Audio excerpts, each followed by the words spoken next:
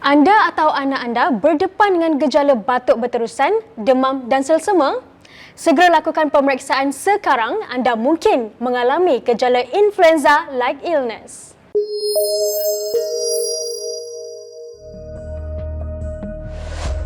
Wabak jangkitan saluran pernafasan iaitu influenza-like illness ILI dan jangkitan saluran pernafasan URTI kini menunjukkan peningkatan kes yang semakin ketara. Apa itu ILI? Menurut portal My Health, influenza merupakan penyakit yang disebabkan oleh virus influenza yang menjangkiti salur pernafasan. Ia boleh menyebabkan gejala jangkitan yang ringan maupun serius. Dalam keadaan tertentu, ia boleh mengancam nyawa individu yang dijangkiti. Bagi negara-negara yang beriklim sederhana, kejadian wabak kerap kali berlaku semasa musim sejuk. Manakala bagi negara-negara tropika di sepanjang garisan khatulistiwa termasuk Malaysia, kejadian wabak berlaku sepanjang tahun tanpa mengikut musim yang tertentu.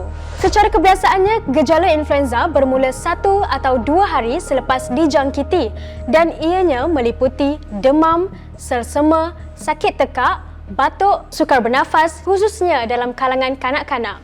Bagaimana penularan influenza? Influenza merebak dari seorang individu yang dijangkiti kepada seseorang individu yang lain melalui titisan salur pernafasan apabila bercakap, batuk atau bersin. Titisan ini boleh mencemari permukaan dan menyebabkan jangkitan kepada individu yang menyentuh permukaan tersebut. Siapa yang berisiko tinggi mendapat influenza? Kanak-kanak yang berumur kurang dari 5 tahun, wanita hamil, warga emas berumur 65 tahun dan ke atas, individu obes, individu yang mempunyai daya ketahanan badan yang rendah seperti pesakit kanser, penghidap HIV, pesakit yang menjalani rawatan kemoterapi. Bagaimana untuk mencegah influenza?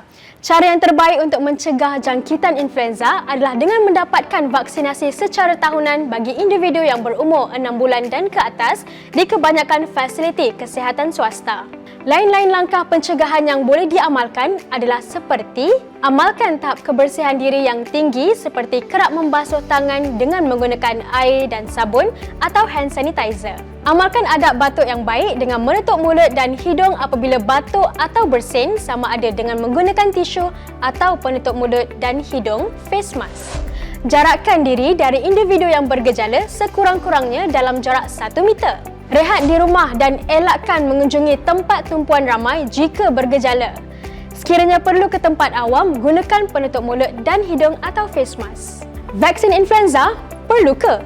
Vaksin influenza perlu diambil secara tahunan kerana formulasi vaksin influenza perlu dikemas kini berdasarkan saranan yang dikeluarkan oleh Pertubuhan Kesihatan Sedunia WHO bagi memastikan kandungannya sepadan dengan virus influenza yang diunjurkan menular pada setiap musim.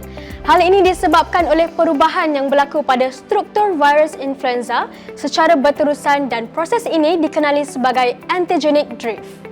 Itu sahaja untuk episod kali ini. Jangan lupa untuk saksikan Umar Sembang setiap minggu. Dan kepada anda yang baru saja menonton Umar Sembang, jangan lupa untuk follow, like, komen dan share. Dan ikuti perkembangan semasa hanya di Ummah Today. Dapatkan berita-berita terkini luar dan dalam negara. Boleh ke laman sosial Ummah Today dan portal berita kami di www.ummahtoday.com.my.